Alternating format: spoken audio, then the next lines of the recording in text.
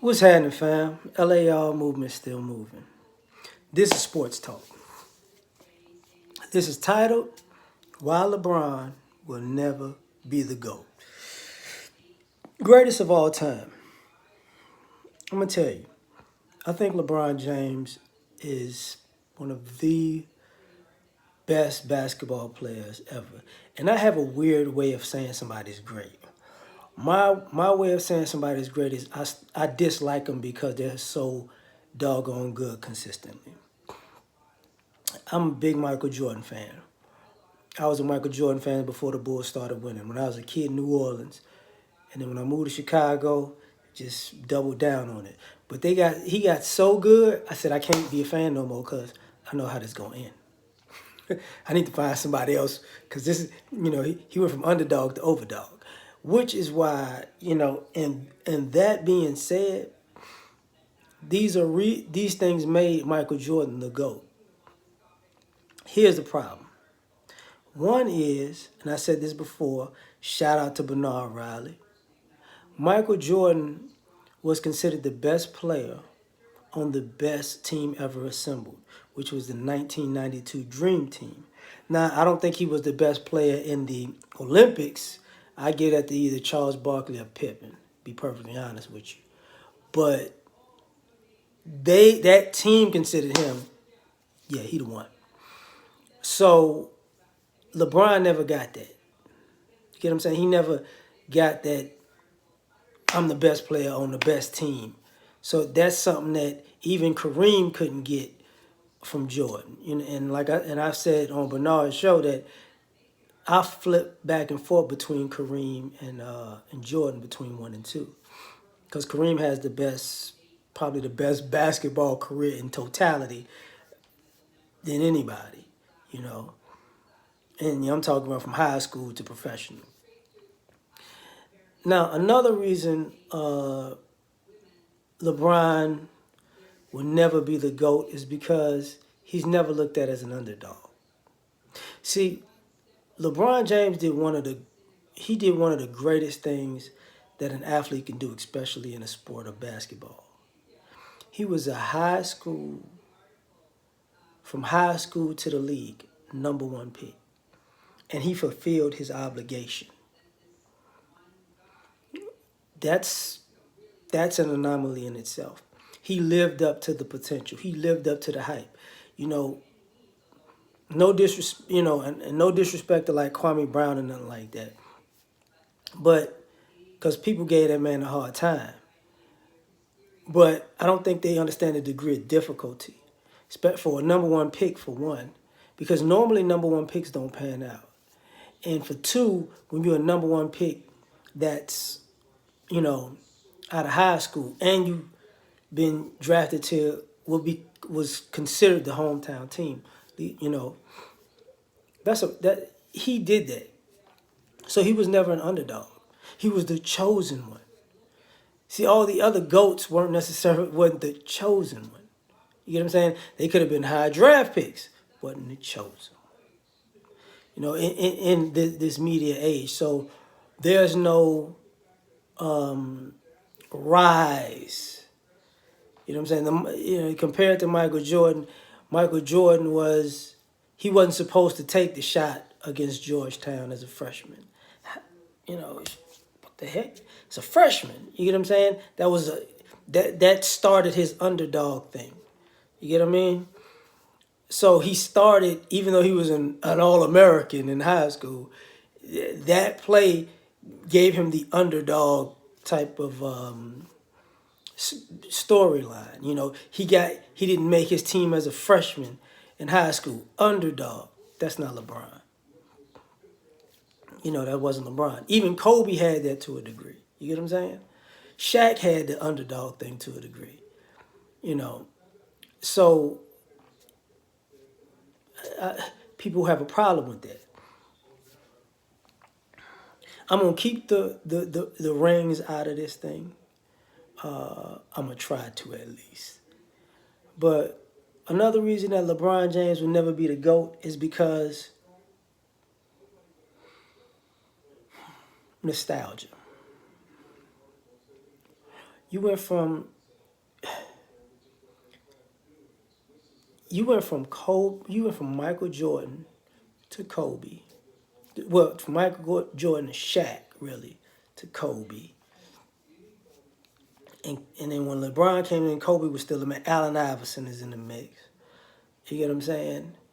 To LeBron, Steph Curry, Giannis, James Harden, Russell Westbrook. Got to put Dame Dollar in there. Dame Dollar is nice. He don't get the credit he deserves. So he don't look head and shoulders above everybody else. You know what I'm saying? Because of the nostalgia. Like he's gonna, and here's the other thing about it. He's never gonna be the GOAT because I hate to say this, because Kobe passed. Because in my opinion, I can't rank him above Tim Duncan and Kobe Bryant. You know what I'm saying? Even forget Kareem and Jordan. But that's my thing. But the nostalgia behind Kobe is a whole nother issue.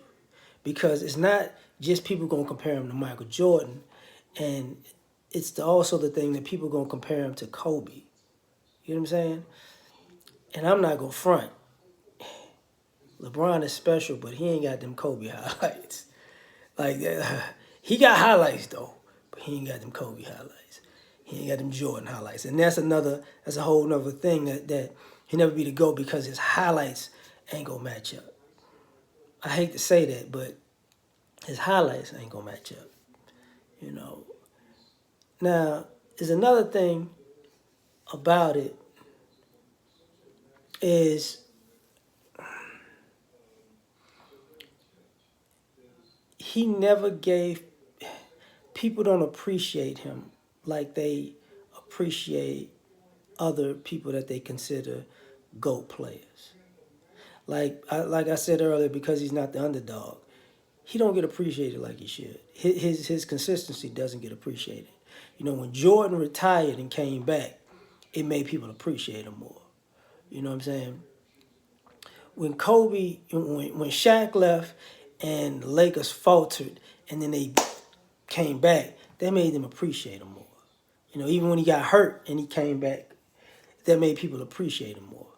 You know what I mean? He doesn't get that, you know, because people don't, because even when he got hurt like last year, you know, and to winning the championship the next year, he don't get appreciated as much. Is what it is. He'll never be the GOAT.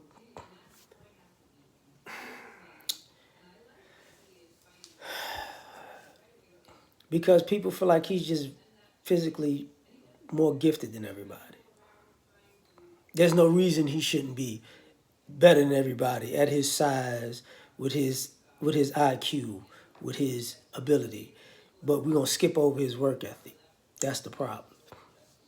You know, we just skip over his work ethic.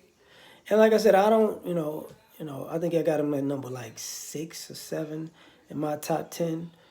But who am I, right? Like I ain't never been on his level, so what is that? But just when I look at it and hear was being said, shout out to Bernard Riley though, one more time. And one of the other things is, it sucks to say this. He'll never be the GOAT because he's played with so many great players. Other people play with great players, but they're gonna, when he brought up a lot of bad teams, that's not gonna be looked at as well as much as he's been with a lot of great players. And you could look at it like, even great players want to leak, get a little bit of his magic. You know what I'm saying? But that's a whole nother problem. And last, I don't think he'll ever be the GOAT because his brand doesn't seem bigger than Jordan's. You know, great guy, does great things, but I think Jordan's brand is going to be a problem for anybody because it's bigger than basketball. Matter of fact, let me add something to that real quick. Jordan changed the face of basketball because it was a big man's game and a shooting guard took over it.